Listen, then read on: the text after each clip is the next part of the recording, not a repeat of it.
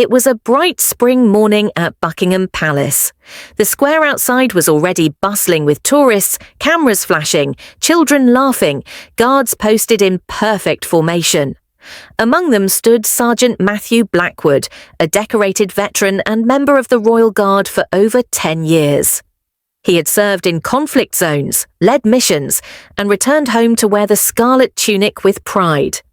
And like every morning, he stood completely still, silent, dignified, a living symbol of discipline. But that day, something different was about to happen.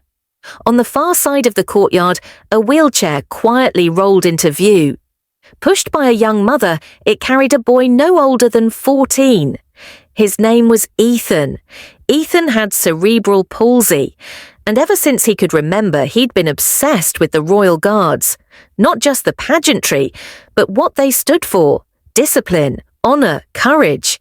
He'd watched hundreds of videos, drawn pictures, and even practiced the Guards' signature salute in front of his mirror at home, though his hands often trembled too much to complete it. "Are we close enough?" Ethan asked. "Yes, sweetheart," his mum whispered. "He can see you."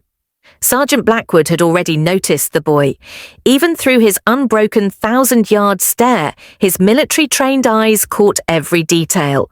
The tightly gripped picture in Ethan's lap, the effort it took just to sit upright, and the excitement, almost reverence, in the boy's eyes. Ethan slowly raised his hand to his forehead. His fingers trembled, but his focus was sharp. He held the salute as best he could. A hush fell over the crowd. Parents gently pulled their children close. Tourists lowered their phones. Everyone watched. And then it happened. Blackwood moved, deliberate, controlled.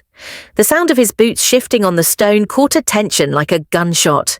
He took a single step forward, lowered himself to one knee until he was eye level with Ethan.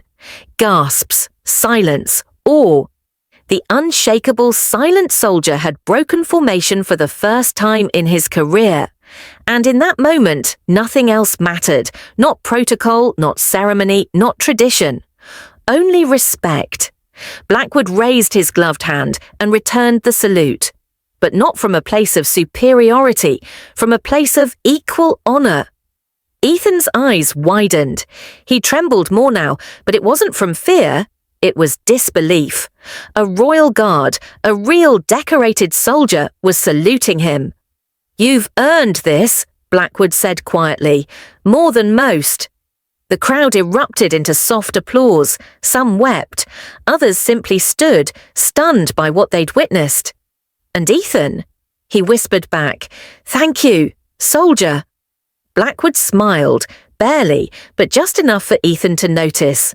Then he rose, returned to his post, and stood tall once more. But he wasn't just a symbol anymore. That day, he became something even greater, a guardian of humanity.